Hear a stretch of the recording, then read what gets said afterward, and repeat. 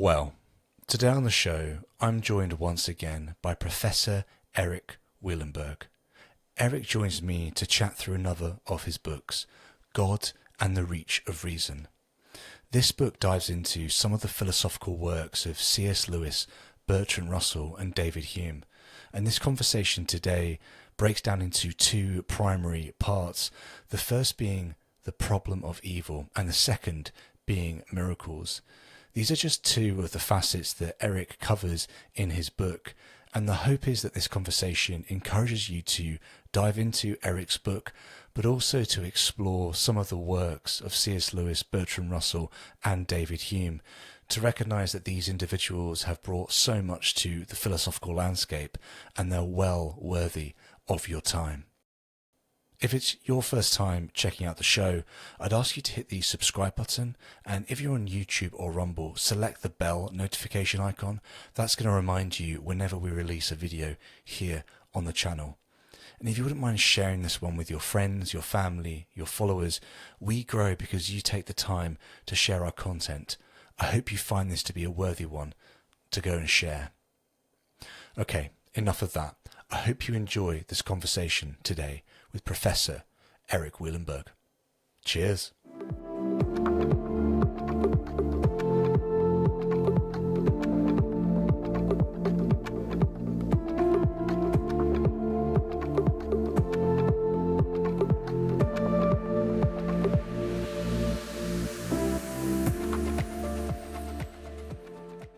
Hello and welcome to the show. My name's Samuel, and today I'm joined once again by Professor Erik Wielenberg. Erik, it's great to have you back on the show.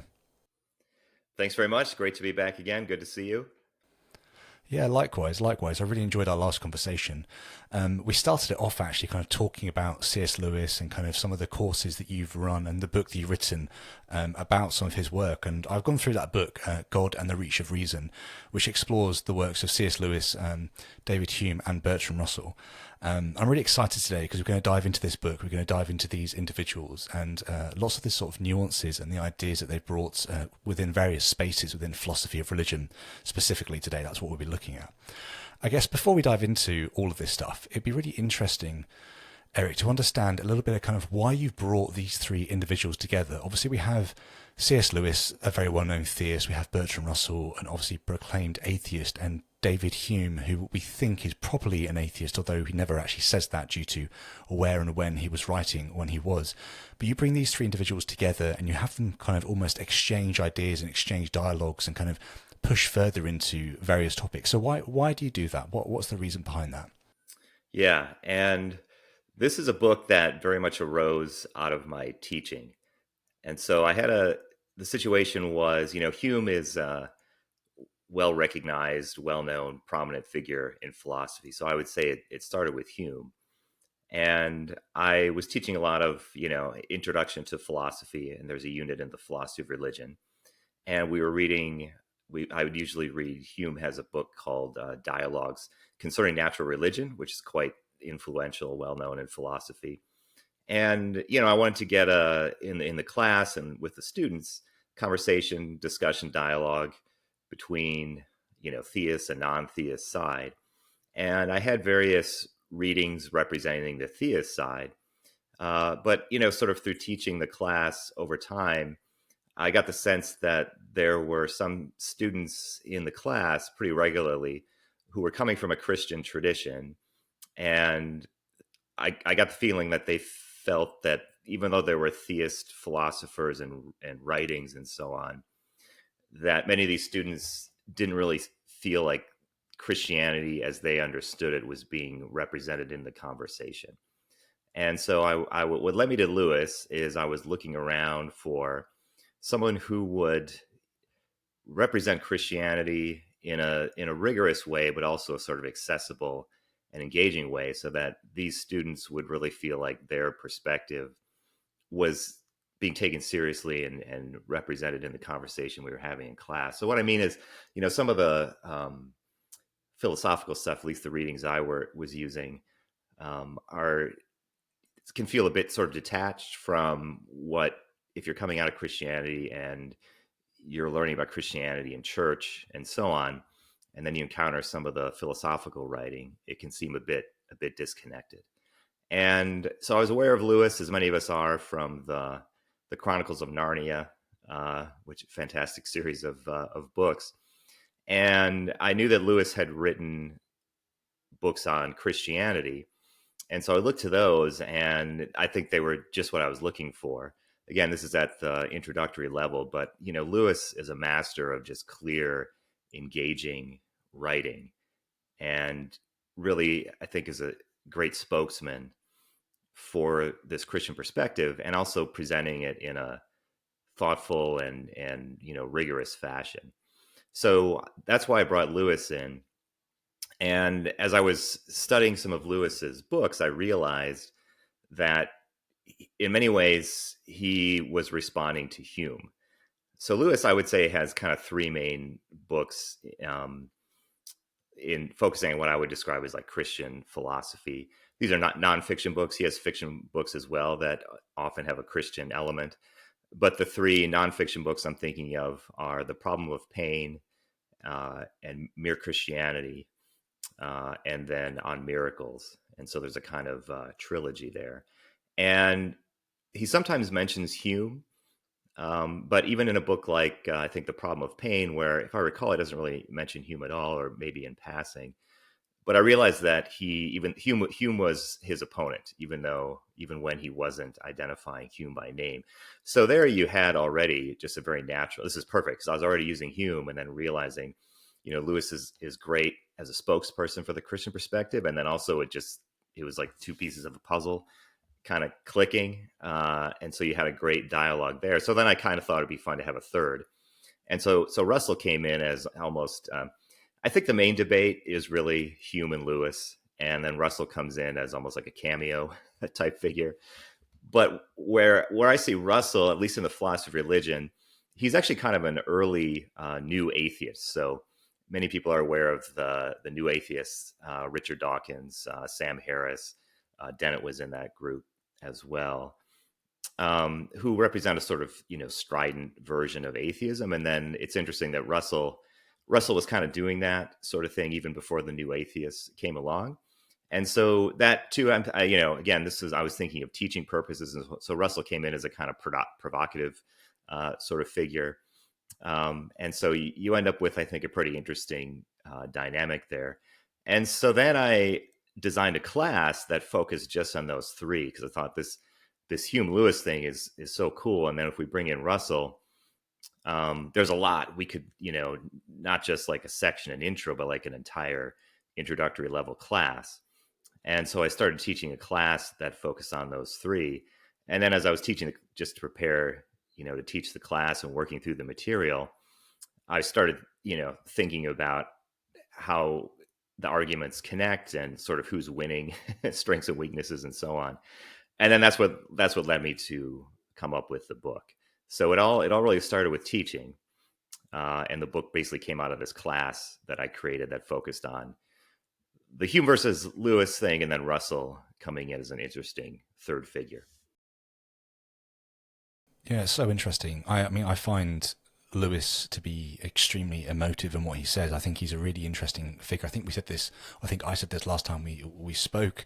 The reality is that Lewis really was an atheist. Like, he understands atheism, he understands the worldview, he lived the worldview. He's not just kind of a theist pretending to understand atheism. He lived and breathed it thoroughly. I find him to be a really interesting character, because he then came to theism and has some really interesting ways and nuances and things specifically for those who don't believe in a God, who are atheistic in their worldview. And so he's actually got a really special place in my heart for that. David Hume, obviously an incredible figure. I've done a couple of conversations on him and quite a lot of his work, especially in Dialogues Concerning Natural Religion. A fascinating book, really, really well done. And then Bertrand Russell, every now and then I'll pick up a paper of his or read something kind of short, like Why I'm Not a Christian or something like that.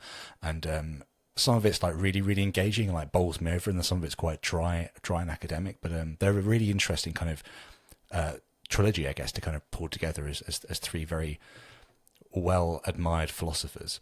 In the book, you kind of lay it out in a sort of sequential order, and we're going to kind of follow that vaguely today. And the sort of way that you begin is with the problem of evil, or the problem of pain, as Lewis describes it.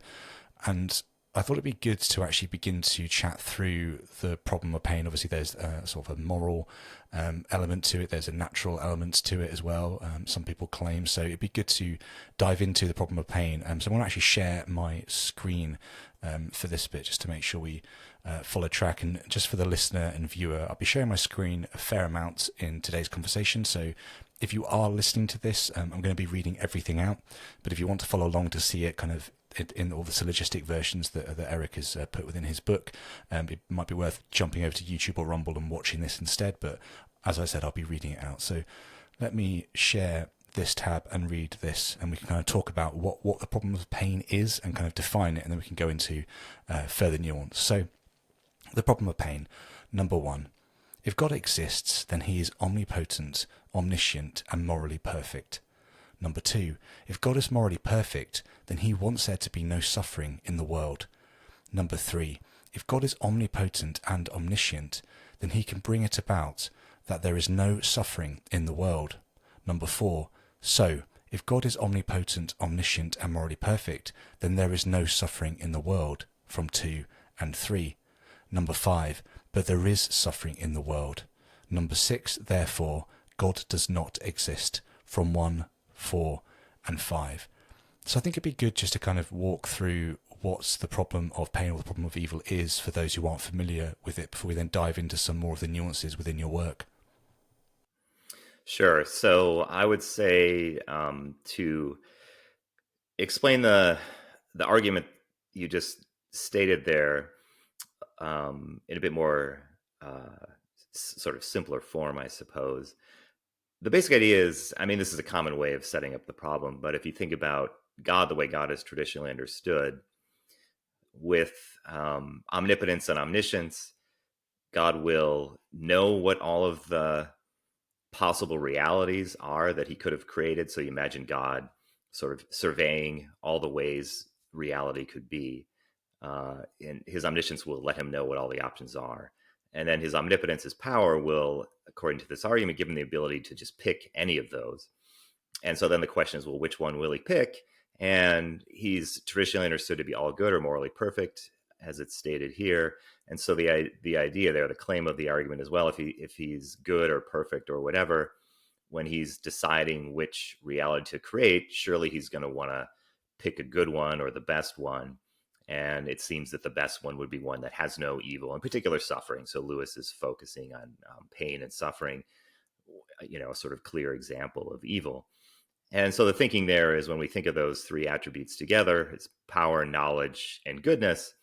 He's got the ability to pick one without suffering, and being good, he'd be motivated to pick one without suffering. And so the argument says we would expect, theism predicts a world that contains no suffering, and yet, of course, our world has lots of suffering. And so that's taken to show that God does not exist. So that's the basic problem. And yeah, Lewis's book, The Problem of Pain, is basically his extended response to this challenge.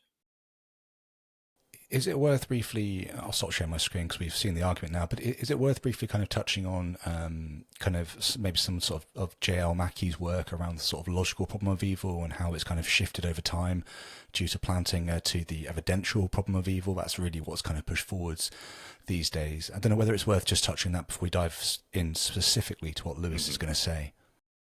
Sure. So, yes, our story begins in 1955 when Mackie publishes a much discussed paper called Evil and Omnipotence, or maybe it's Omnipotence and Evil, at any rate.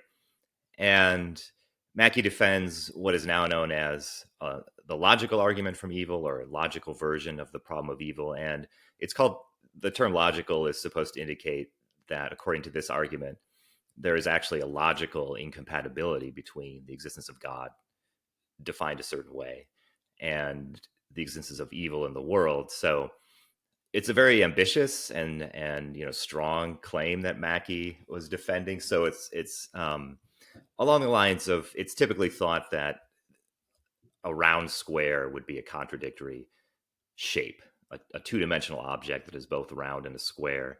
At the same time, that roundness and squareness it's just impossible for them to coexist. And so Mackey defended an argument that basically said, similarly, God and evil are like roundness and squareness. It's just impossible for them to coexist.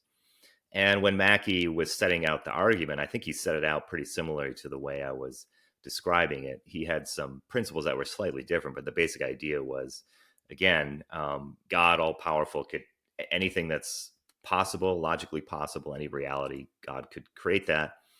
He knows what all the options are. And Mackey says God is wholly good. And so a wholly good being would eliminate evil as much as it could, which would mean being omnipotent. In the case of God, God could eliminate all evil. And so there should be no evil in the world. So Alvin Plantinga famously writes a response in which he defends a version of what's known as the free will defense. The details are pretty complicated, but I think the basic idea is actually a familiar one. I mean, I think Plantinga just used some of the technical tools of analytic philosophy to really lay out in a precise way a pretty intuitive idea, which I would explain this way. Plantinga basically said, even though God is omnipotent, if he's going to give humans free will, real free will, to choose between good and evil, the nature of free will is such that once God does that, it's not totally up to God what reality is going to be like. He hands some responsibility over to human beings. And Plantinga says it could be that God would find himself in a predicament where, despite his omnipotence, the only options God could choose from would be a world with free will, but also with evil, or a world with no evil, but no free will. And since free will is so good, God might decide correctly that it's worth it to create the world, the reality, with the free will, even if that means there will be some evil as a side effect. And so Plantinga, just as Mackey's argument was quite ambitious, the goal of Plantinga's free will defense is quite modest. Plantinga was merely trying to make the case that it's possible that God could be in a situation like that.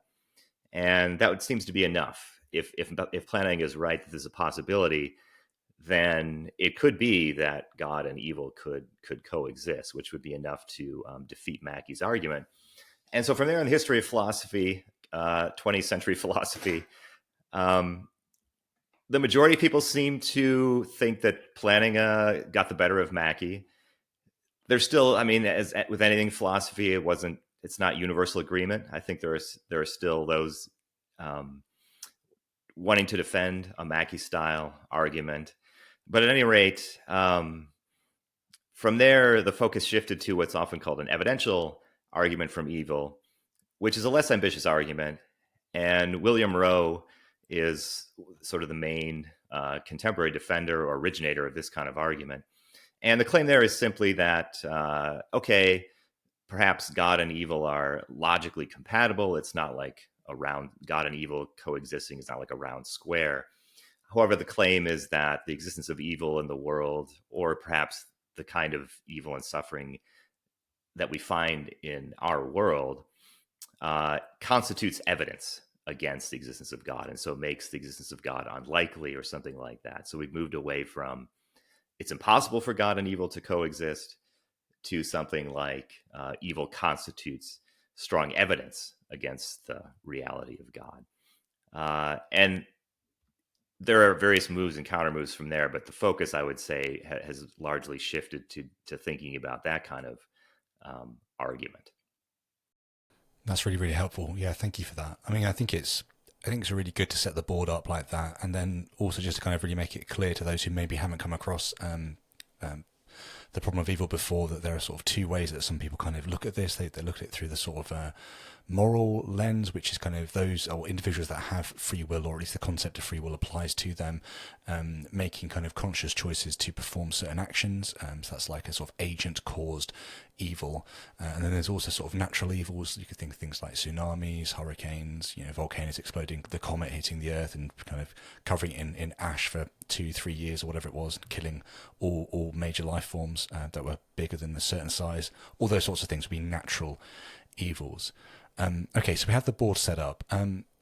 I'm going to share my screen again because you've got a really useful table, which I think it'd be good for the viewer to have access to. But again, we're going to kind of work through these one in turn. This table kind of explores three concepts that sit at the core of the problem of evil for Lewis. It looks at divine omnipotence, divine goodness, and human happiness. I think it'd be useful just to touch on these three briefly because often in debates, as Lewis rightly points out, people kind of present the false concepts and then try and knock those down almost as like a straw man, rather than kind of dealing with the sort of more still man version. So the first one being divine omnipotence, or omnipotence. People kind of say that this is the claim that kind of, God should have the ability to do absolutely everything. But as we've already said, there are certain concepts like a round square or a square circle that just aren't things. They aren't things that you can manifest. And even if somebody had all the power in the world, as omnipotence stands for, there are certain things that they still can't do. So the true concept here, I believe, and tell me if I'm getting this wrong, is the ability to do anything that is intrinsically possible, i.e. it's possible to make a circle or a square, but it's not possible to make a round square. Is that correct? Yes, that's right. And that is exactly the claim Lewis makes, which is, I think, a familiar one. There's a long sort of tradition of this within theism of suggesting that omnipotence isn't literally the power to do anything, because that would include all sorts of contradictions. And the way Lewis sort of thinks of this is he says contradictions aren't really things. That's his way of sort of understanding this idea. And so when he introduces this phrase, intrinsically possible, I mean, just as you say, he would say, a round square, it's not really a thing. It's not an intrinsic possibility. And so even though God can't make one, that's not due to weakness in God. It's just due to the fact that roundness and squareness don't go together in a very deep way. They're not intrinsically possible.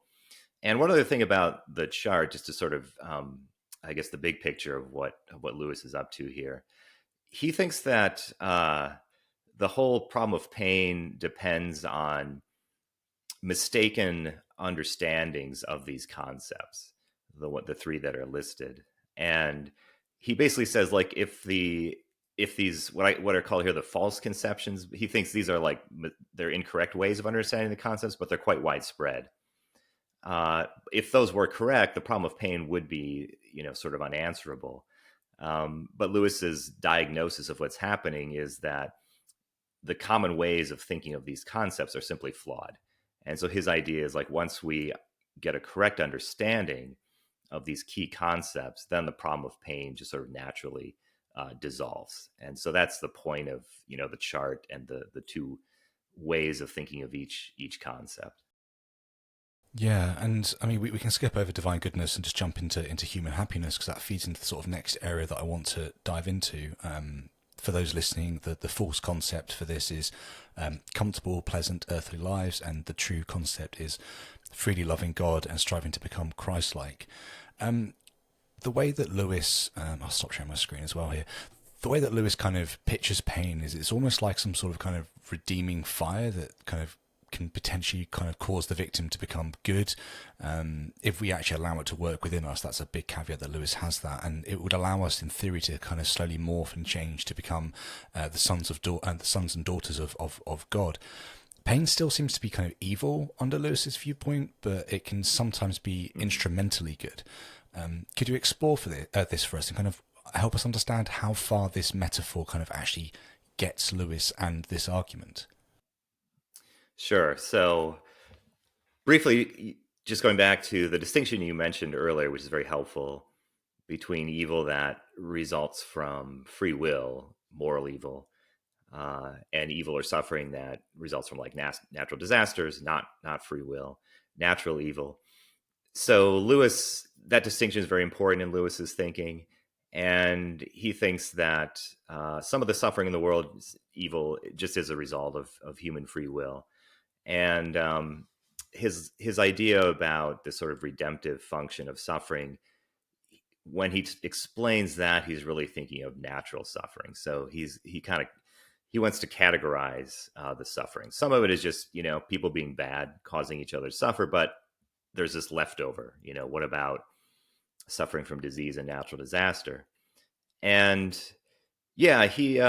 So there's, I think, another distinction, um, and this would apply on Lewis's view that pain, in and of itself, is bad. So this is important. He's not denying that pain is an evil, and yet sometimes, in certain circumstances, it can produce good consequences. So, and this seems perfectly sensible. Something can be intrinsically evil, just the thing, like on its own or in itself, is bad, and yet it can produce good consequences. Lewis often uses, when he's speaking of pain, he often uses medical analogies. In A Grief Observed, he speaks of a dentist, and and I think these are helpful analogies because we're all familiar with the idea of, the bad tasting medicine, which overall is good because it cures you, or various sorts of, unpleasant medical treatments. But we think that, yeah, in themselves they're evil, but overall their evil may be outweighed because they bring these benefits. And that, I think, is how Lewis is thinking of natural suffering. So he let me kind of he when he's talking about this, he describes what he calls three operations of pain. And again, he's thinking of, this is the pain of disease and natural disaster. And so maybe I'll just touch on those three sort of quickly, because these are like his theories of how pain can work to try to nudge us toward this true happiness. And in all of this, it's important that Lewis has this picture of God. The word I always think of is nudge, because God has to, he's trying to get us to turn to him, to freely love him, and strive to become Christ-like. And the reason God is trying to do this is that he realizes that this would, if we do freely love him and become Christ-like, that's the ultimate happiness or good for human beings. So this is an act of altruism on the part of God. But he's got to leave our free will intact. And so pain is almost like a tool. He can't overpower us, force us to turn to him, but he can encourage, he can nudge and guide. And pain is one thing in the toolbox. So yeah, the three operations of pain. So the first one, Lewis says, sometimes pain can send a message that we're on the wrong path, morally speaking. And I think, this makes sense. One thing that about pain is it can certainly lead to reflection, right? So when you're having a great time and everything's going well and you're happy, that's not really an occasion to stop and think about, what am I doing? What kind of life am I living? What kind of person am I? We just, it's great. Just go with the flow. But pain sometimes can lead to this, reflection and like, okay, what am I doing here? Maybe I'm doing something wrong. And so I think Lewis thinks that, yeah, sometimes God will allow us to suffer to produce this reflection. There's this famous passage where he says, God whispers to us in our pleasures. He speaks in our conscience, and he shouts in our pain. It is his megaphone to rouse a deaf world. It's a great passage, rightly famous, and it illustrates that pain is one tool, and it's kind of the most extreme tool, right? So the shouting indicates the extremity. But the basic idea is that you're on the wrong moral path, you get some natural suffering, could lead you to reflect, change your ways, and you might, make the right decision and turn to God and get on the path to true happiness. So that's one idea. Another idea he has has to do not so much with a moral failing, really, but this familiar idea in Christian thought that if people are perfectly content with the things of this world, even though they're happy and so on, pleasant, comfortable lives, that's a problem from the Christian perspective, because you're missing out on something better. You're missing out on true happiness. An analogy that I think is helpful is if you have a kid who's really into video games, just wants to play video games all the time. And it's not that the pleasure of video gaming is evil or anything like that. I mean, video games are fun. it's just the concern is if all they do are play video games, they'll miss out on the better things in life. And so you can imagine if what if your kid though is like just really into the video games and you try to persuade them, but they won't stop playing. Well, maybe you rig up the controller so it randomly gives them electric shocks. I'm not suggesting this as a serious measure, but this is kind of an analogy of what is good. You gotta ruin the video game pleasure so that they'll turn to other things, which could be better. And I think Lewis has this idea that sometimes that's what God is up to with allowing the suffering. And what's interesting about this theory of pain is that it can help. I think one of the hardest cases of pain to understand is when people that seem basically decent suffer, right? It's one thing if evil people suffer, and that kind of makes sense, but bad things happening to good people, what's the story there? And so Lewis' theory is, well, sometimes they're not like evil people. It's just that they're too content with this world, and so God needs to allow some suffering so that they can become dissatisfied with this world, and then they'll have a chance at this better, truer kind of happiness. So that's another operation of pain that Lewis describes, the second one. And then the third one, Lewis, in a nutshell, he says sometimes the pain is there so that you can know that you are doing something out of love or respect or faith for God, something like that. It's about letting you know your own motivation. And so the idea is like, if it's painful or hard for you to do something, but you do it anyway because you think God wants you to do it, that's an indication of your motivation being correct. I think of a famous example from Scripture would be the story of Abraham and Isaac, the binding of Isaac, where God commands Abraham to sacrifice his son. And of course, this runs contrary to all parental instincts and desire for happiness and so on. And so the fact that Abraham is willing to do this, if you know the story, in the end, God stops things before Abraham goes through with it. But the only possible motivation is that Abraham is doing it because God commanded him to do it.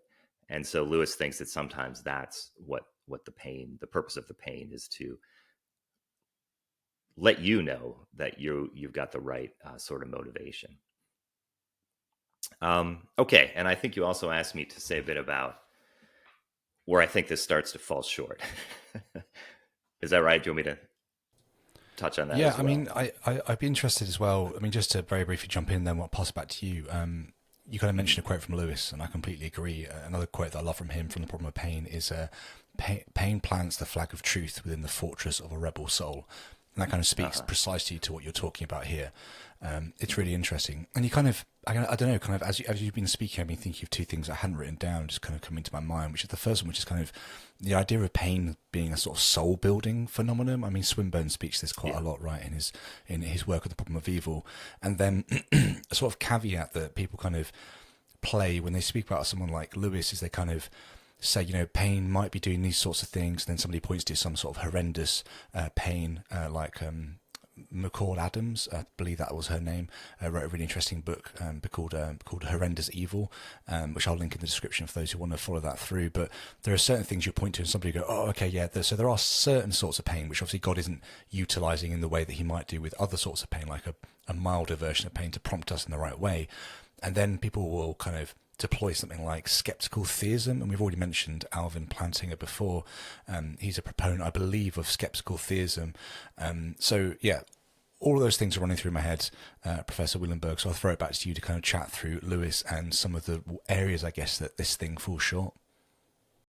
Yeah. So right. So one challenge for Lewis, as you were suggesting, is so if you start to think about, he's got these theories of what pain might be doing, its function. And so then I think a natural thing is to start thinking of, examples of pain in the world. And what you'll notice is that people respond differently. And sometimes the story seems to fit Lewis's theory. So people respond in a way that perhaps seems to be moving them closer to God. I mean, that happens all the time. But there seem to be other cases where, as far as we can tell, the pain just sort of destroys the person, or maybe even seems to move them further from God. So one challenge, I think, is just, it seems like some examples fit with the theory, other examples seem to conflict with it. So one thing, yeah. So the skeptical theism that you mentioned, and I think there are at the very least hints of this in Lewis's writings in other places. I think the simplest way of describing it, of course, is it's just the idea that there might be cases of suffering that, as far as any human being can tell, they seem pointless, or maybe even just make things worse. But of course, we only see a small part of the picture. Humans are fallible. Our understanding is finite, limited. If God exists, he would see the full picture, unlimited understanding, and so on. And so in the end, it's a familiar idea that there may well be some good or purpose or justification for this suffering, which is just beyond the understanding of human beings. And one way that I think that a version of that shows up in Lewis's thinking is there's this other strand of thought that Lewis has, which is that we are pretty bad at judging the character of other people. And this to me is, I think, a striking insight on Lewis's part. One interesting thing about Lewis is he's got a lot of stuff just about human psychology that I think is pretty insightful, and some of it I think has been borne out by findings in psychology that emerged after Lewis died. So he was in some ways kind of ahead of his time. But yeah, it's just, so we don't really know other people's character, and the way he connects that to suffering is he says, there might be cases of suffering where it seems to us like things aren't working the way they're supposed to on Lewis's theory, but we're just not very good at assessing that.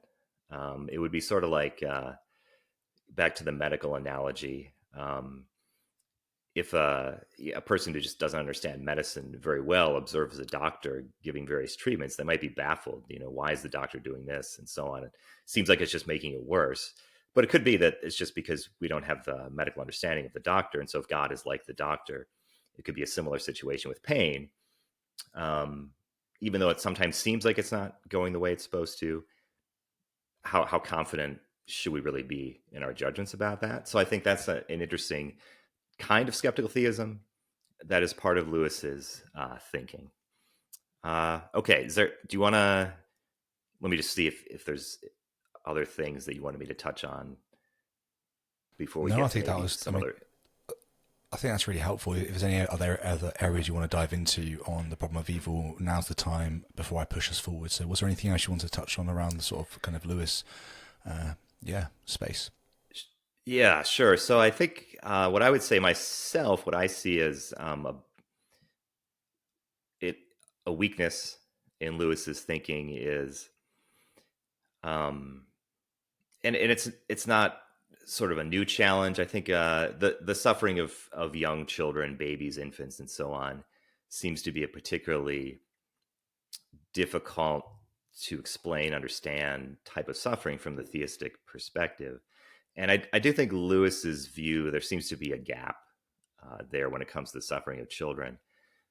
And in particular, like the, suffering of children that's not caused by free will, but like is caused by disease and natural disaster. And if you just sort of think about those three operations of suffering that I was describing a moment ago, it does seem like those can really, those are for adults.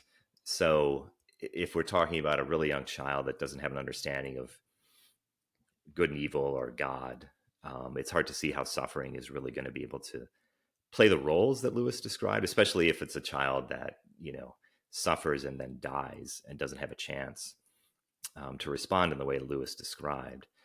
Now, I think there are some, sort of counter moves and so on, but to me, that's at least a weakness. The problem of pain, the book, it's interesting. It has different chapters, and I think there are two chapters on human pain, I think, and then there's a chapter on animal pain. And I think the chapter that feels like is missing is like, infant pain or something like that. And so I think Lewis really, he for the theory to be sort of fully convincing, he would need to say more about that kind of suffering. If you want more ways to engage with the show, join our locals community. Membership is free and gives you access to all my updates, the reading plan, and early access to all audio-only versions of each episode. Supporters can ask guest questions, comment on posts, and get early access to all video versions of each episode. Your support is essential for the show's growth. The best way to support the show is through our locals community. You can also contribute via YouTube Super Thanks, PayPal, Substack, and even Bitcoin. All links are in the description, and thank you for helping us to continue to create content. That's really helpful. I guess, I said I had nothing else to say. I clearly lied because I thought of something else, which is just that something that I struggle with. So I was chatting to Professor Swinburne about this, about the problem of evil, and he kind of said very candidly that when you're speaking about God, you have to add in the idea of the infinite, and it's on that basis that kind of theists have the ability then, like Swinburne, to kind of say that if child X suffers from whatever, has horrendous suffering for 6 months and then suddenly passes away, and they were 7 years old, let's say, okay, they might not be able to kind of have pain nudged them in the sort of right ways. It was almost like a very acute, very dangerous sort of pain they experienced, obviously ended their life, but they've got eternity basically to then begin to kind of get into a relationship with God, and they'll be kind of recompensed for the fact they didn't have their whole lives to allow the pain and suffering that should normally nudge a human into adulthood into right relationship with God. That kind of gets, I don't know, it's almost like they get rewarded or recompensed for missing out all of those years. And it almost feels like it's impossible to actually have a good conversation with a theist about this, because there seems to be so many tools they pull out from their backpack and add into the conversation, like, oh, and we've got the infinite, and we've also got X, Y, and Z, and they seem to just kind of keep pulling these things out. Like, where are you getting all these tools from? Like, we kind of started with this nice frame set, and we kind of keep adding in more and more layers to it, and it just gets very complicated. Do you, last question on this, then I promise we'll push on, but do you have any sort of response to this idea of kind of the infinite being deployed by theists to justify things like horrendous suffering for things like children? Yeah, so I think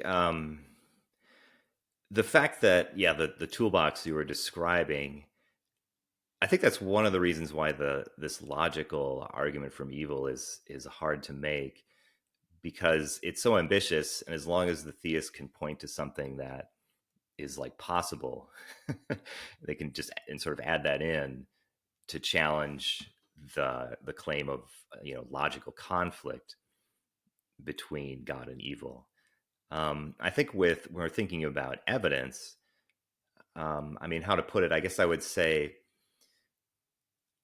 the more the theist is appealing to things for which, how to say it, there's how much evidence is there for these claims that the theist is appealing to, right? So to give an example of what I mean, I think a strength of Lewis's theory is that we do sometimes see, uncontroversially, in this world, there are people who suffer, turn to God, and seem to respond in the way Lewis describes. And so we're seeing that in this, theists and atheists alike can look at that and say, yeah, that's definitely a phenomenon that occurs. When the theist starts positing like an infinite afterlife and so on, now we moved beyond things that both parties would sort of concede or agree to. And so now I think it's reasonable for the skeptic or atheist to, okay, well, what's the evidence for this sort of thing? One other thought on the sort of child theory, like it's sort of like, this is one of the moves they think that's made, that, okay, if you have a baby that, dies of some painful disease and never has a chance to really develop it, I guess Swinburne's view is the development happens in some other like an afterlife. So then what's the evidence for that? I guess maybe this is a slightly different procedure, or theory. Sometimes it's like the child just gets like fast tracked to heaven, and so then it's immediately, um, the suffering is sort of immediately outweighed or made up for. I think then you end up with this dilemma of like, why doesn't everyone then get fast tracked, right? So it's like if you have a system where some of us have to go through this, sort of somewhat unpleasant process, and some of us get fast tracked, someone's being treated unfairly. It seems like, right? So I think that I guess would be a point worth making for this sort of 2-track option. Why the 2 tracks? Why do some of us have to go through all this and others just get the fast pass into heaven? Yeah, it's so interesting. I mean, I guess you can kind of begin to see why spaces like purgatory began to become instantiated within institutions like the Catholic Church. Like, there needs to be a space for those that are kind of almost saved but not quite saved to be able to finish working out that sort of battle. I mean, even if you look at this isn't philosophy now, this is theology, but even if you look at kind of the scriptures, you look at the sort of Hebrew Bible, look at what we call the Apocrypha, which is also included in the Hebrew Bible for Catholics, actually, and then you look at the New Testament, you can kind of begin to see the slow development of the idea of an afterlife at all. And then, especially in the Apocrypha, within 3 and 4 Maccabees, you begin to really see the development of a sort of kind of hard place where we need to have an afterlife, because we need to have justice, or we need to be rewarded for what's happened here. The story hasn't finished, it was cut short, it needs to play out. And then you keep moving further and further forwards throughout the Gospels and stuff, you see the idea of kind of that afterlife being fleshed out, essentially. Then eventually we come to something like purgatory. So we have those 3 levels: hell, heaven, and purgatory. And look at Dante's Inferno for how many levels hell has, or something like that. It's really interesting watching things develop and getting shifted as we try and stretch it and make it make sense against the world around us. Anyway, that was my final comment on this space. I'm going to jump around the questions, Professor Wielenberg, just to give you a heads up. We're going to dive into joy now, actually, and take a bit of a sidestep. So you've kind of mentioned kind of 3 books that Lewis wrote, that his kind of main apologetics work. You also mentioned A Grief Observed, which he wrote shortly after he lost his wife, who died very shortly after they were married, from cancer. Joy is the book that Lewis kind of describes as his autobiography, where he talks about his life. And in Joy, he talks about this sort of kind of innate desire that he has within him and that we have within us, that he believes kind of points to something that's beyond this natural world. So it kind of also feeds into this idea of pain pushing us towards something beyond the natural world. He believes that joy, this desire we have, does a very similar job. Once again, I'm going to share my screen because you do a fantastic job of pulling together a syllogistic form of Lewis's argument from desire. So again, I'm going to read that out for those who are listening. So Lewis's argument from desire. Premise 1. All normal human beings have an innate natural desire, joy. That is, for something, X, where X lies beyond the natural world. Number 2, every desire that is innate and natural to all normal human beings can be satisfied. Number 3, so joy can be satisfied from 1 and 2. 4, if joy can be satisfied, then there is something that lies beyond the natural world. 5, therefore there is something that lies beyond the natural world, from 3 and 4. So I think it'd be really interesting now to dive into Lewis's argument from desire, and also the reality that God isn't the only source of human desire and joy that might very well have been kind of selected for from evolution. We obviously have a lot of kind of evolutionary psychology that we have today in the 21st century, which was in its infancy in Lewis's time, that we can kind of pull into this conversation now and begin to add some interesting components and diameters to this. So back to you, Professor Wielenberg. Yeah, and just a brief comment on Lewis's overall strategy for giving arguments for the existence of God. As I see it, he has 3 main ones. This argument from desire or joy is one of them, and one thing they all have in common is they all start with human nature, which I think is pretty striking. His whole thing is like, just sort of look within yourself, understand what kind of thing you are, and that's a starting point that he thinks will lead us to see that there must be this a God or higher power is a phrase he sometimes uses. Yeah. So as you said, this one, there is this, I think, empirical claim that it's part of human nature to have this particular type of desire. And Lewis, in his book Surprised by Joy, talks a lot about what this desire is like. One interesting thing he says is that it's a desire that is itself pleasurable to have, which is kind of interesting. I think when we think of desires, a lot of times having the desire is unpleasant. Like if you're thirsty, that's not fun. You just want to get something to drink. But so he sees this joy is the name he uses for this desire is kind of distinctive.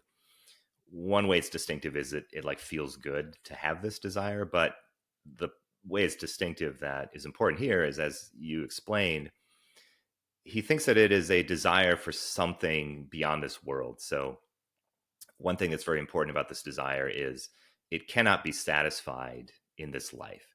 You want something, you can't get it in this world. And he also says that we are not always sure what it is that we want, which is another area where I think he anticipates, psychology. We can have desires without realizing exactly what they're a desire for. There's this famous line from St. Augustine. He says something like, "Our hearts are restless until they rest in you, O Lord." And I think that kind of captures Lewis's thinking here. So he's looking at human beings and he's like, they're chronically dissatisfied, no matter what they get in this life, wealth, family, power, anything you can think of. It just never seems to be quite enough. And so it must be that we want something that we just cannot be had in this world. And the other premise, which is the quite controversial one, is like, look, if whenever we have a desire of this type, it's part of our nature to have it and so on. There must be something somewhere that can satisfy it. And therefore, there must be something beyond this world that can satisfy this desire. So you can see he starts with human nature, and he thinks there's reasoning that pushes us to conclude that there's more than just this life. Now, the way I see evolutionary psychology coming in here, I mean, I guess there are two things. One is it's an interesting question. Is Lewis correct that this desire is a universal part of human nature? I'm not sure what the answer to that question is. I mean, it could be that, I guess, put it this way, to what extent is this an artifact of being brought up in a sort of theistic or Christian environment, right? It would be interesting to look at just people who are, raised in a completely secular. Do children in Sweden grow up with this desire? But what's more plausible is this sort of, humans do seem to be sort of chronically unsatisfied, at least in the long term.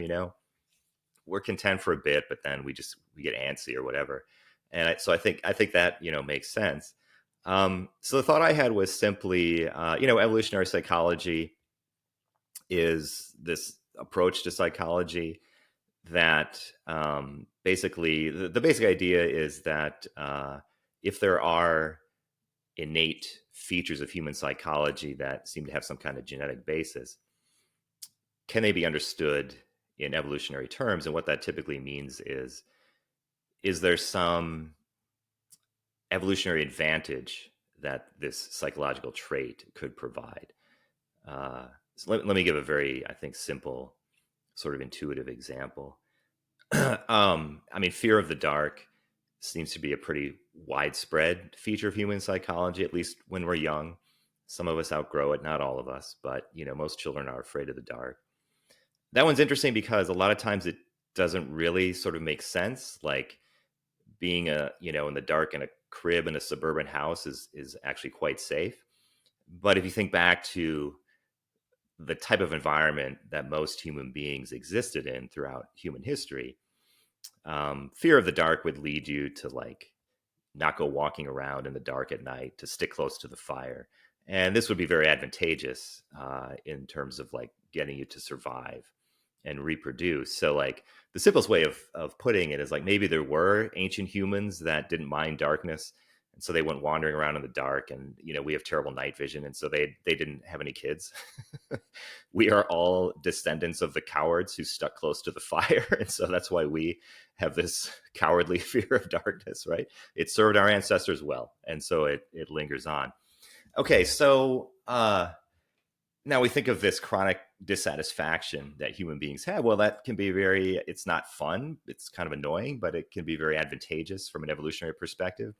You keep striving, you're trying to like fill that hole inside yourself.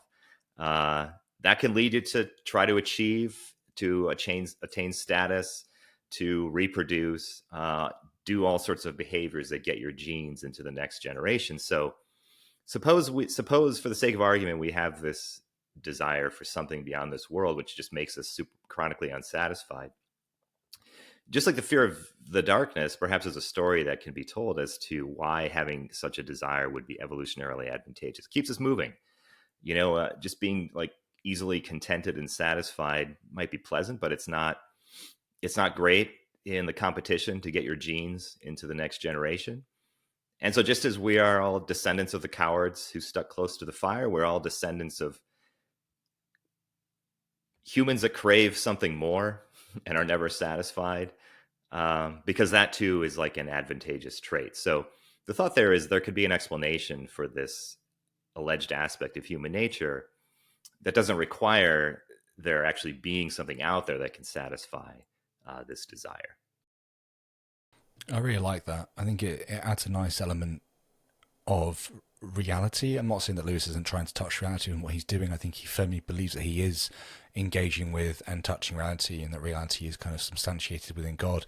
But it's just interesting, kind of, I guess, bringing in the other tools that we have available to us in a little bit more of a powerful way today, to begin to kind of explore why we might have these desires and why there is in reality actually nothing that will satisfy and complete them, because there's always more that needs to happen. I mean, I'm a very, very driven person. I'm very routine structured because I want to make the most of my time. I have a phrase which is basically no dead time. Like if I'm going for a walk as a podcast on, or I'm doing something, I'm always kind of trying to optimize things and make myself as efficient as possible. And that just comes out of me naturally. Now, I think that is, again, an evolutionary hardwired thing that's within me, that's come from those who were also like that, because they managed to get more and more accomplished and done. And you can probably just keep following that back for a very, very long time. That makes complete sense to me, more than kind of suggesting that there's something other out there that's kind of driving me to complete my to-do list. I don't think there is this divinity or this instantiated being that is God that is trying to pull that in. Anyway, I just think it's a really interesting component. Mm-hmm. I think it would be good now to just briefly touch on some Hume. I think very few people kind of realize that Hume has more than one argument regarding miracles. So I think it'd be fun to kind of start with Hume's Deistic argument, and then we can touch on the sort of fringes of Hume's argument against miracles. So Lewis, you claim, kind of dealt a fatal blow to Hume's Deistic argument. So it'd be good to begin with that. We can kind of pull Hume and Lewis together a little bit more succinctly here. So again, I'm going to share my screen and read out Hume's Deistic argument for anybody who is listening to this. So premise 1, an omnipotent, omniscient, and morally perfect God would never make mistakes. 2, if one, then such a God would never perform miracles. 3, therefore, an omnipotent, omniscient, and morally perfect God would never perform miracles. Would you mind kind of just spending a minute or two explaining kind of where this argument pops up within Hume's work, and kind of what Lewis takes from this, and then how he delivers this fatal blow? Yeah, so Hume has this famous essay, and actually Hume's essay and Lewis's book, they both have the word miracle in the titles. I think one is of miracles and the other is on miracles, something. Anyway, and so I believe this argument from Hume is in there, and it's I see it as I say in the book, it's sort of a preliminary skirmish between Hume and Lewis, where this is a sort of warm up to Hume's more serious and much more discussed argument.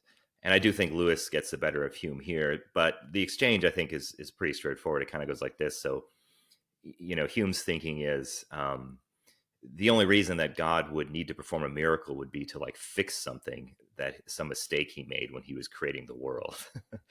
And so Hume is thinking that a perfect God would be a deistic God. And just explain that quickly. Deism is a version of theism that says God exists, but he does not interfere with the world once he has created it. He just creates things, sets up the laws, puts it in motion, and then just lets it go. As far as deism is concerned, God could like take a nap or or die, and reality would just keep spinning on its own. And so it's sort of like, I mean, there's a thought here that's kind of interesting from Hume. I think ultimately mistaken, but it's like the fact that God needs to get back in there and do something, tweak something later, kind of suggests, well, did he not get it right the first time? He must have made a mistake, and now he's patching it up, right? And I think Lewis's response is simply there might be other reasons that God would perform miracles. So that I think Lewis is right. I think the sort of faulty assumption from Hume is that there's only one reason God could have for interfering later, which is that he made a mistake and he needs to fix it. Lewis and I mean, the miracle that's at the center of all this, of course, in the context of Christianity, is the resurrection of Jesus. And the way Lewis sees that is it's not, God doesn't resurrect Jesus because he's like, oops, Jesus died. That wasn't the plan. Now I need to fix this. I mean, that's obviously not what's going on. And Lewis says, in fact, I mean, this miracle, in Lewis's view, is sort of one of the main points of creation itself. So it's not a patch that God puts in. It's like the point of the whole story, as Lewis puts it. And I think frankly, Lewis kind of wins this round. God might interfere, not to fix something, but for some other kind of reason. I love that. I had this image of God just sat there watching things unfold and going, oh no, okay, yeah. Right, plan B, like just scrambling, like sending everybody to figure out how the hell we make this now make sense. Right. No, that's funny. Okay, so I'm kind of going to slowly move us towards Hume's argument against miracles, and then we're going to kind of touch on Lewis's response to that, and then we'll see how much time we have left to play with and see where else we can dive to if we want to. I'm doing this with a bit of trepidation. I kind of feel that Hume's argument against miracles is complicated. It's very crowded waters, so it'd be good to kind of skim it, and I'll kind of let you talk about the high notes. But before we do that, Hume kind of brings about this sort of kind of probability principle that I think it would be worth talking through before then. I have it available to share on screen, so I'm going to read it out. If you want me to share it on screen when you kind of then dive into it a little bit for us, just let me know and I can do that. But the probability principle, quote, "We should rate the occurrence of event A as more probable than the occurrence of event B if and only if the evidence provided by our experience supports the occurrence of A to a greater extent than it supports the occurrence of B." Now, that makes sense to me, but I'm aware there'll be some listening to this that might be a little bit confused about kind of how that's structured and what that means. Would you mind just kind of breaking down the probability principle for us from Hume?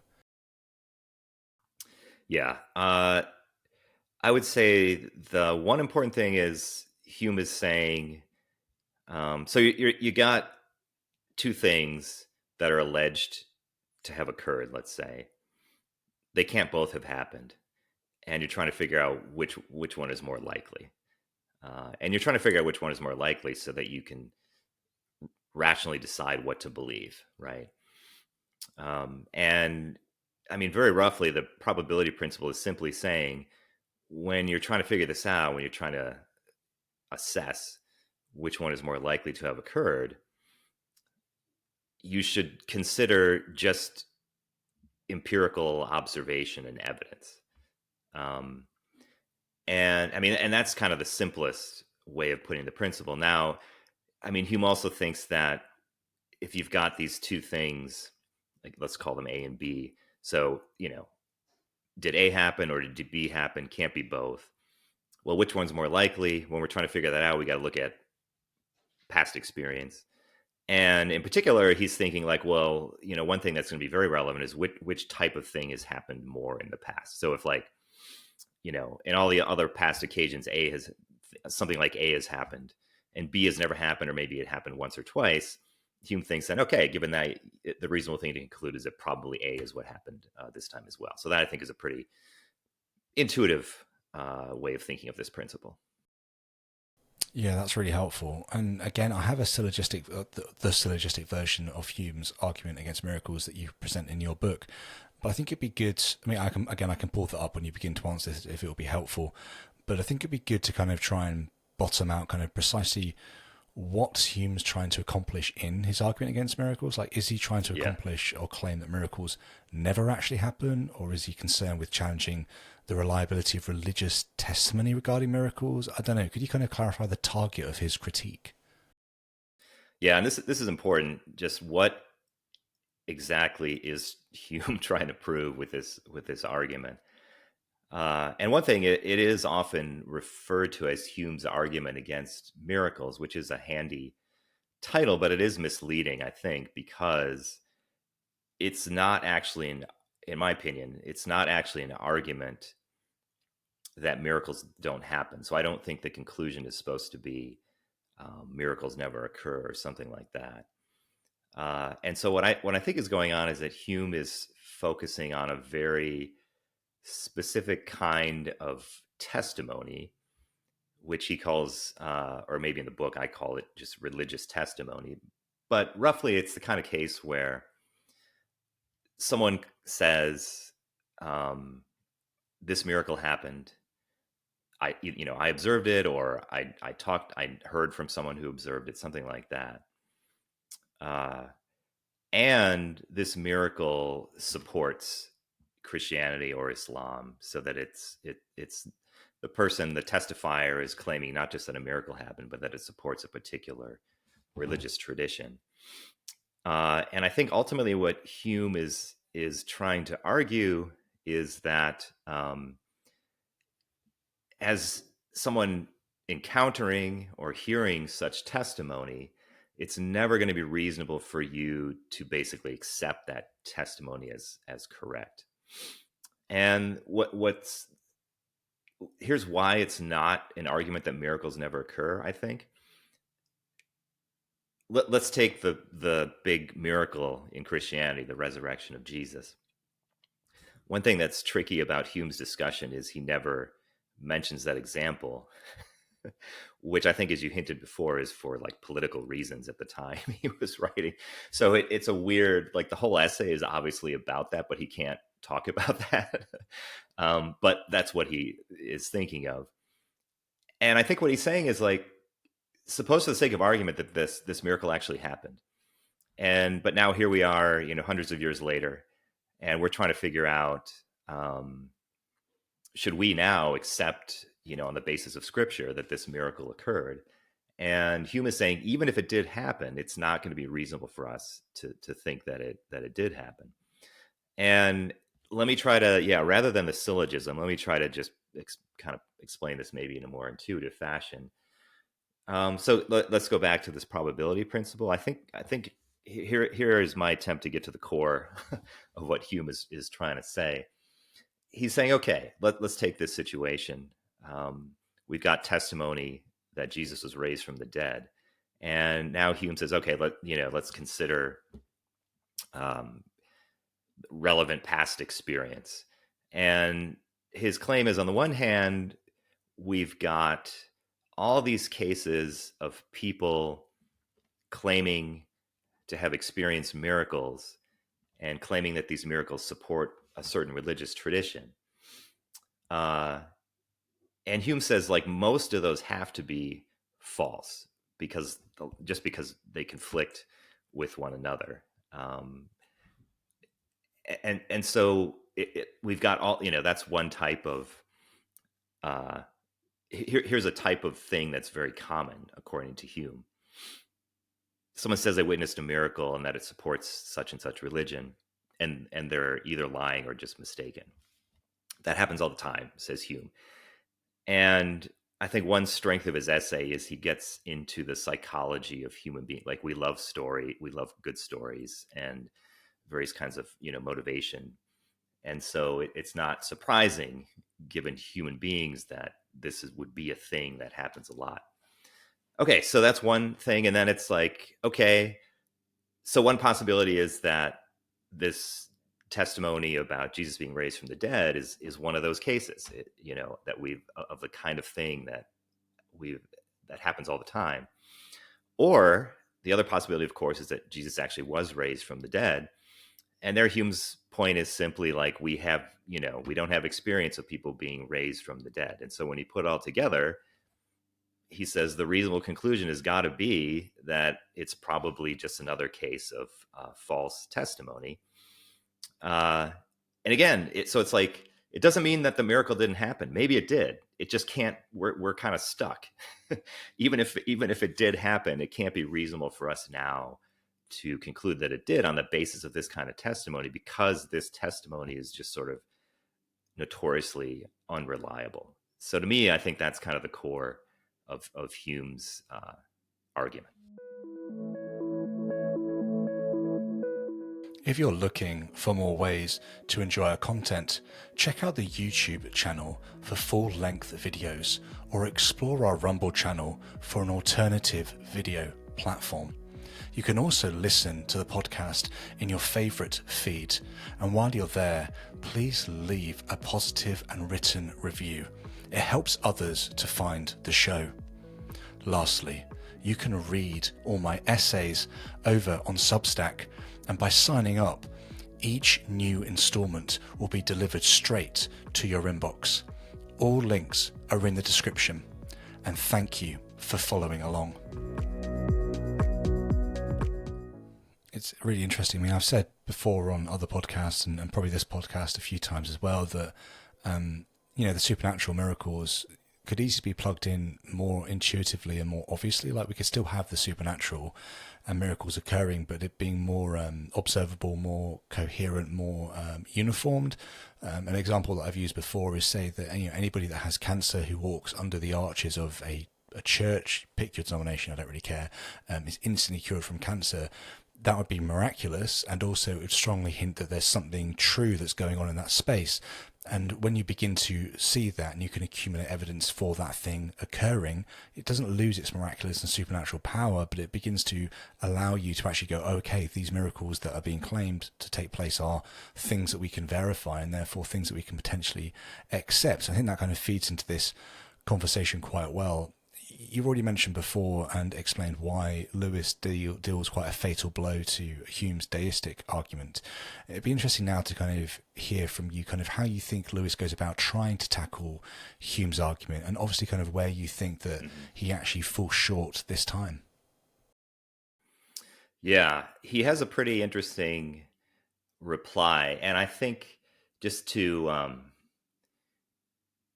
maybe say where I think we're headed before I get into this a bit, I think the ultimate upshot of this exchange between Hume and Lewis, in a way, it's a kind of stalemate. But to elaborate on the type of stalemate that I see it as being, I think what it ends up showing is that this question of whether it could be reasonable to accept miracles on the basis of testimony is ultimately going to depend on whether we have good other independent reasons to believe in a miracle doing God, basically. And so that's the sense in which this you can't settle this without looking at what are the other arguments for and against the existence of God, basically. Okay.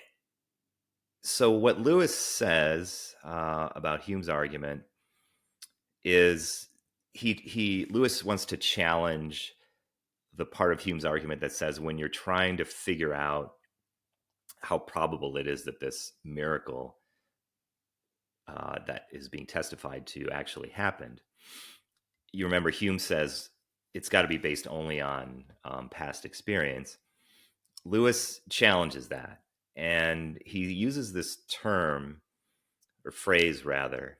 He says sometimes when we're trying to, think about how probable something is, we have to draw on our sense of the fitness of things, which is the meaning of that phrase is not obvious. But I think in the end, what Lewis has in mind is what in contemporary philosophy is often just called like our intuitions. Some things we believe because we have empirical evidence for them. Other things we believe because they just seem obvious. They just feel they just feel right.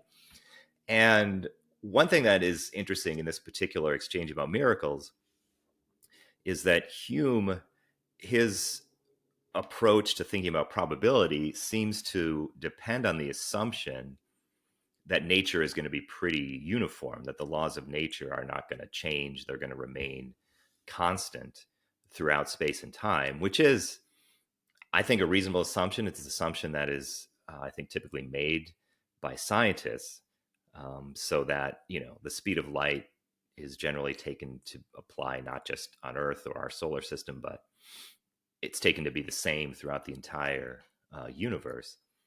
And there's this notorious problem, which Lewis points out. Hume is one who made a big deal of this. How do we know that this will continue into the future, right? So, the sun has come up every day so far. How do we know that's going to continue tomorrow? We seem to just assume that the rules will stay the same. And so Lewis comes in and says that makes sense. However, our only basis for thinking that, it can't be based on empirical evidence, because there would be kind of a circle there. It's just our sense of the fitness of things. Like, it just seems right that the laws would be the same. Okay. So he's saying, like, look, it's not all just past experience. Sometimes you have to appeal to your intuition, sense of things. And then he wants to say, we got to use that same test of fitness, sense of fitness, when we're thinking about the plausibility of miracles. And Lewis has this extended and sort of complicated argument that I won't get into. Just the gist of it is, he says, when you think about the resurrection of Jesus, Lewis wants to make the case that fits with all of these other things that we know about the universe. And so it has like a high degree of fitness. And so he uses this analogy of suppose you have a novel and there's a missing chapter. And imagine different people are coming forward and saying, I've got the missing chapter to this story. And they're all different chapters, right? And it's like Hume is saying, well, you shouldn't trust any of them, because most of them must be lying. And so even if one of them has the correct chapter, you should rule that one out, because it's just probable that they're lying. That's sort of the analogy. And Lewis says, right, if you were just going on past experience, maybe that would be the right way to think about it. But what if there's one chapter that just really, it clicks, it coheres with the rest of the story? And then you would accept it as real, not so much because you necessarily trust the person who's saying this, but for this other reason. It just fits into everything else. And Lewis's argument is that is what happens with this resurrection. So in a way, you're not really relying so much on the testimony as you are relying on just the way this miracle fits into the rest of reality. And, I think the devil's in the details. So to make that work, Lewis has really got to, how convincing is his case that it just fits in so well? And I don't find it that persuasive. There's a lot of details and so on, but I think to my mind, Lewis is just kind of in some ways forcing things and stretching it to kind of make it try to fit. And so I think in the end, where this sort of leaves us is we're thrown back to, should we just rely on past experience, as Hume claims? And if there were independent reason to believe in a God that does miracles, then it might not be reasonable to rely only on experience. There might be other considerations we should bring in. But without that case being made, we don't know what the correct procedure then is to think about miracles. And I've got, if I can just give one simple example that I think kind of brings out where this sort of leaves us. There's this amazing scene in this film Pulp Fiction. I think I have a footnote about this in the book, but just quickly, the two hitmen who are played by John Travolta and Samuel Jackson, there's a scene where they get surprised. They're in an apartment and a guy that they didn't know was there pops out from a back room and he has a huge gun and he shoots at them from point blank range multiple times and somehow misses. And the two hitmen disagree about whether this is a miracle. So Samuel Jackson is convinced, the hand of God intervened and deflected the bullets. And John Travolta's character is just like, no, it's just luck. This is one of those things that happens. And what's cool about that is it's not testimony. Like they both, it happened to them. And yet even they can't agree about whether this was miraculous. And it seems like what's happening is they're just bringing to this event their different worldviews about, how does reality work? So I think Samuel Jackson's character, he's already immersed in a view where you have a God that does miracles. And so, of course, if that's correct, then it's very plausible that this could be one of those cases. Whereas if I think John Travolta's character is just, he's got a worldview where that's just not part of, reality. And so the idea that it is a miracle is just very implausible. And that predicament, the disagreement between those two, I think really brings out the challenge of thinking about miracles. We need to know what kind of universe we're living in. And you can't really, at least to my mind, I don't think you can really settle how to think about miracles unless you can independently figure out which of those worldviews is more plausible. So that's the sense in which it ends up as a kind of stalemate. That's really interesting. And I kind of just harking back to what you were saying before about the missing chapter kind of hitting and it making sense. I mean, Lewis has that other famous line, I forget which book it's from, probably Mere Christianity, but I'm probably wrong as well in saying that, which is, I believe in God like I believe in the sun, not because I see it, but because I see everything by it. And it's this idea that kind of Christianity for Lewis helps him to kind of make sense of the world around him. Like things come to life and become 3D rather than a 2D black and white image. They're 3D and they're vibrant, vivid colors when he kind of has this idea of kind of Christianity. And it's that missing chapter for Lewis that clicks into place. And you get that in his writings time and time and time again. It's honestly beautiful. It's sad because it's, for me, not true. And I kind of want it to be.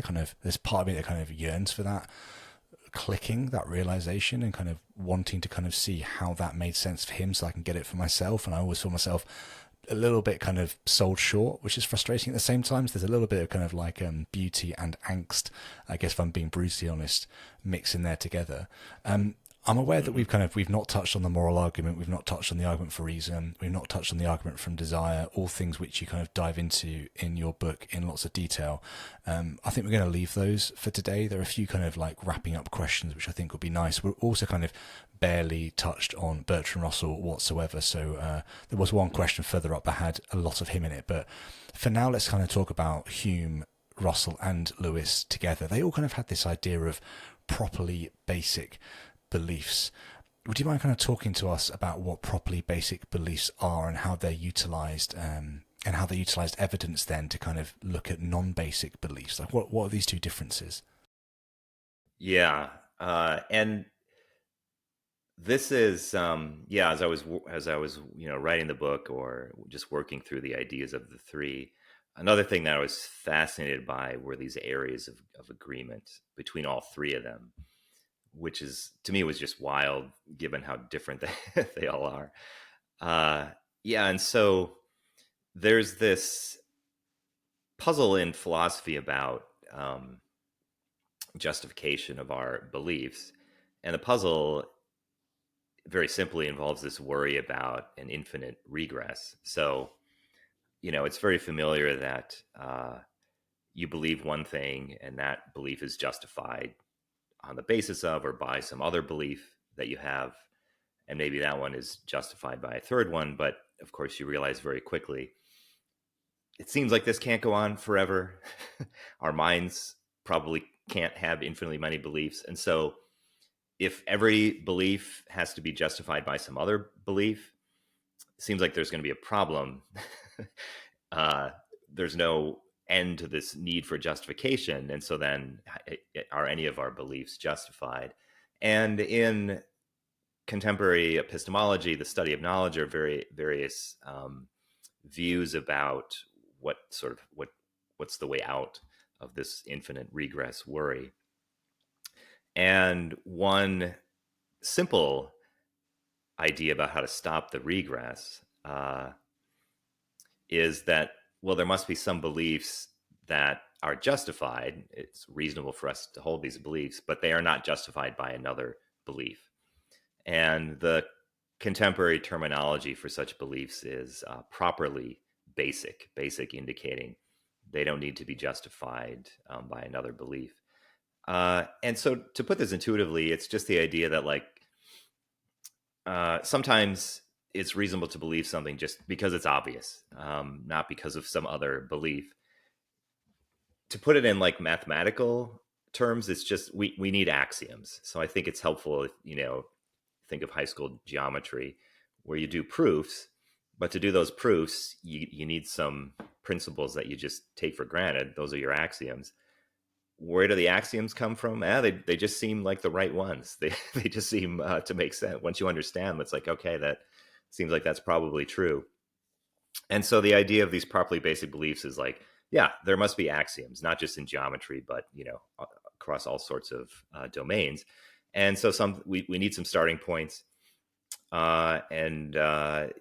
So simple examples, a lot of people would say perceptual beliefs. So if I'm looking out the window and I see that it's sunny, my belief that it's sunny is not, I don't infer that from some other thing that I believe.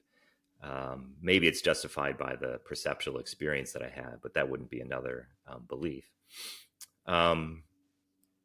Simple truths of logic, maybe back to the round square thing. If you understand what roundness is and what a square is, you just see that they can't, no two-dimensional shape could have both of those features together at the same time. Just seems obvious. It's not justified by some other belief. So that could be perhaps an example of an axiom. Yeah, and so it's interesting that Lewis and Russell and Hume all seem to arrive at this basic conclusion.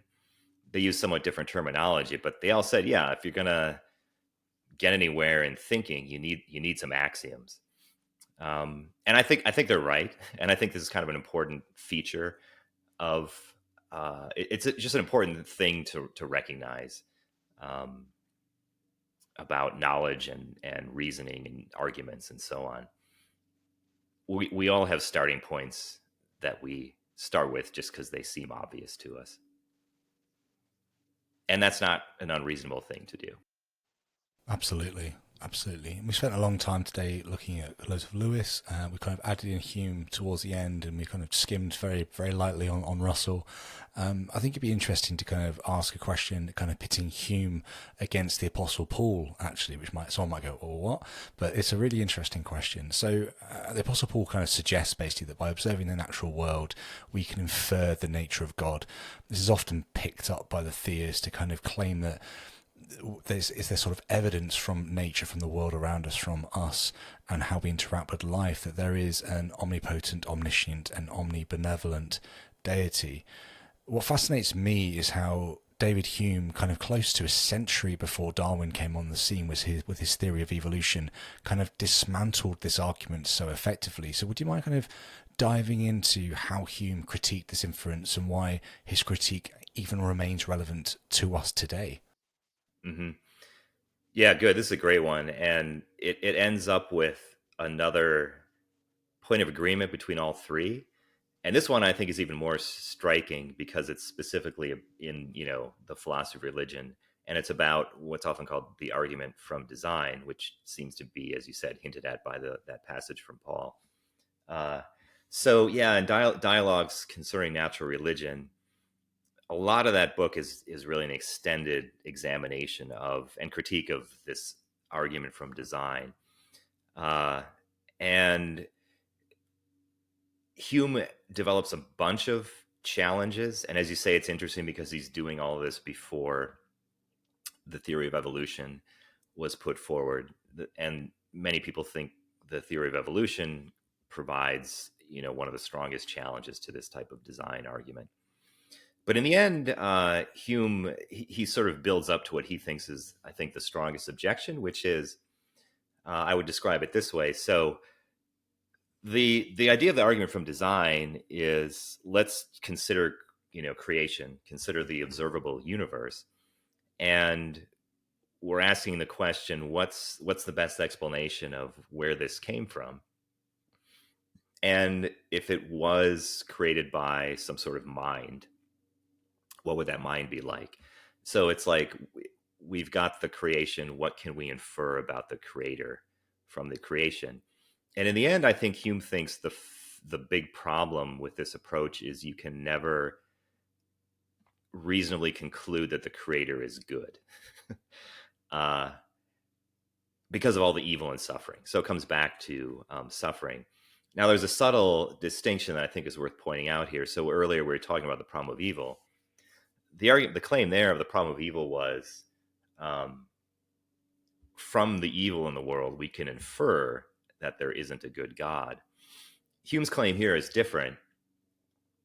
It's that because of the evil in the world, we cannot infer from the world that the creator is good. So you'll never be able to deduce God's goodness from the world, because it has some good in it, but it has some evil. We see a mixture. And there's a spot where Hume says something like, from mixed phenomena, we can never infer like a purely good creator. And it's unsurprising that Russell, I think, agrees, and Russell makes a big deal of this same point. He's like, it would sort of be crazy to look at a world with all of this suffering and say, on the basis of that world, we know that God is good. But the wildest part is when Lewis says exactly the same thing, and in quite forceful terms. And Lewis, I mentioned before, he has these three main arguments for God's existence. None of them is the design argument. And he says the same thing. He's like, look, you're never going to be, if you're looking only at like the physical universe and you see all the suffering, it's just not possible to look at that and say, from that, I conclude that this was created by a good God. And that's why Lewis, with his arguments, they're all based in human nature. He says, instead of looking out at the world, which has this suffering, we have to look inward. And Lewis thinks we find these clues, features in ourselves that point toward God. But I do think it's a striking case where it's not surprising that Hume and Russell would be opposed on the other side with Paul, but it does seem like Lewis is as well on this particular point. The suffering and evil just dooms the design argument, because you can never infer God's goodness from a world with so much evil and suffering. It's so interesting. I mean, right at the start of the conversation, I kind of phrased it that Lewis is a theist, Russell, obviously a claimed atheist, and Hume, a probable atheist, although we don't know for certain just due to his writings and the time and place where he lived and worked. I had a conversation with Benjamin Watkins a little while ago. There's a video which I'll link in the description for the viewer and the listener, which is basically Hume, an introduction. We go into David Hume, his life and his work. It's a really interesting conversation. And one of the kind of things we touched on in that video is this question kind of, was Hume an atheist? It's been interesting to see quite a lot of responses around this. There seems to be kind of a plethora of opinions. Some people saying he was a deist, some people saying he was a theist and he believed that because X, Y, and Z, and lots of people landing on the side, which I think I'm kind of nearest towards, which is Hume being an atheist. But Professor Wielenberg, I thought it'd be really interesting just to ask you this. I didn't prep you for this at all, so I wanted to kind of get your off-the-cuff response. But where do you think Hume, given the amount of time and work you spent within his writings and work, where do you think he falls on the belief spectrum? Yeah, it's a great question. And I think it's hard to know for sure, because as we've said, political reasons and so on, it was hard for him to state his views directly. My best guess is, I think he clearly rejected Christianity. I mean, that maybe is sort of obvious, but nevertheless worth pointing out. The more interesting and difficult question is, did he think that there was no godlike entity behind the world or in reality at all? Or did he leave open, or was he even inclined to some sort of deistic view where you might have a god, but it would be a god that just created the world and then let it go. And my best guess, and it's not original to me, I'm sort of persuaded by others who've written on this topic. There's a view that seems to eventually emerge at the end of dialogues concerning natural religion. That work is challenging because it's a conversation between three characters. So there's a whole interpretive puzzle. Is one of the characters Hume? If so, which one? And probably none of them corresponds perfectly to Hume. I have this theory, again, I'm sure it's not original to me, but it's known that Hume worked on the dialogues for like 30 years, not continuously, but he would work on it and then leave it, come back to it, work on it again. And I think that he was genuinely, it was kind of this almost like experiment for himself where each of the characters represents a view that he is grappling with. And like having them talk to each other is his way of almost like thinking it through.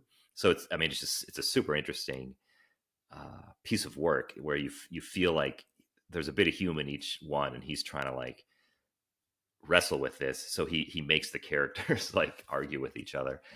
At any rate, in the end, I think the view that emerges is probably there is some kind of mind-like entity behind the universe, but that fact has no like implication for how we should live our lives. So it's like there's probably a god of some kind, but it's a very irrelevant god. And so it's this weird as far as like how we should live our lives. If we think that there's no god, so if we live as atheists, that's fine. Like that's not going to get us into trouble. But if you just want to know what's the most likely truth of the universe, I do think Hume thought that there probably was some sort of mind-like God behind it. But it wouldn't be good. It wouldn't do miracles. It wouldn't be the Christian God. And in fact, it would have no involvement or interest or relevance to human life. So very anticlimactic, disappointing, but a sort of interesting view of, it's like, yes, there's a God, but it doesn't matter. It's who cares, that kind of a thing. That's my best guess as to where Hume came out in the end. Interesting. It kind of almost sounds like a deistic god, essentially, a non kind of personal Yes. god that's around, like one that started the universe and, as you already mentioned, left or died or whatever, but things are running in motion because it's been created by something, and that thing could be impersonal, not bothered by us, etc. Mm-hmm. Yeah. Interesting. Very interesting. Okay, so obviously Russell and Hume massively shaped kind of philosophy in general. All Lewis, Russell, and Hume obviously shaped philosophy of religion massively as well. Specifically, I think Hume, for me at least, in my reading and my understanding of philosophy of religion, has shaped the landscape the most, just due to his arguments and his rigor, especially within dialogues concerning natural religion. There's just so much in there that you can see the outworkings of those arguments still being debated today. It's just beautiful. Okay, there's lots people can go away and read and understand. I guess I want to take from you, Professor Wielenberg, where should people go to begin to engage with these three giants? Like, it's probably quite daunting. Could you help us understand maybe a book or a section or an essay from each of them that somebody could go and grapple with? Yeah. I mean, this book by Wielenberg, I hear, is pretty good. We've been talking about, but you probably are thinking of something by one of the great thinkers. In which case, I mean, yeah. So we've mentioned, I think the things that would come to mind by the three of them. I think for Lewis, The Problem of Pain is a great one to start with, and Mere Christianity, probably those two. In The Problem of Pain, Lewis is, as the title suggests, offering his theories that we touched on before about, why would God permit the suffering of the world? Very accessible, very engaging. Mere Christianity, the title indicates that Lewis is, he's trying to pin down what is common to all forms of Christianity. And that one is really accessible. And that's because it actually started as like a series of radio broadcasts that Lewis did during World War II, which that's sort of fascinating in itself. So in the middle of World War II, the BBC asked Lewis to give these like short talks, just telling people what is Christianity. That was his mission. and then each talk, I think, became like a section or chapter in this book. So those two are I think great places to start with Lewis. For Russell, you mentioned his essay, Why I'm Not a Christian. That one's very accessible, and it gives you a sense of where Russell is coming from. It's provocative. And one thing about Russell, and this is why I sort of likened him to the new atheists, it's not just that he thinks Christianity is false. He thinks it's, socially destructive. So he's kind of angry about Christianity, and that comes through. There's a book that has that title, Why I'm Not a Christian. And so I think for Russell, he's got all these little essays, and that's nice because you can sort of, look at the titles and see if you're interested. A lot of them are digestible. For Hume, Dialogues Concerning Natural Religion is a classic. More of a challenging read for sure, mainly because, at least partly because, written in the 1700s, our attention spans were longer. So there's all these long sentences. When I read that thing, I still need to have access to a dictionary because just some of the terminology is from the 1700s. The word calumny, for example, is not in common usage very much anymore. That's one example. But the ideas are, I think, in that one are fascinating. I did want to mention one other book that I thought of, which is, what's nice about this one is it's written, for a more popular, non-academic, meant to be more accessible. And it actually, in some ways, is similar to my book because it's putting Lewis in conversation with another figure, but the other figure is Sigmund Freud.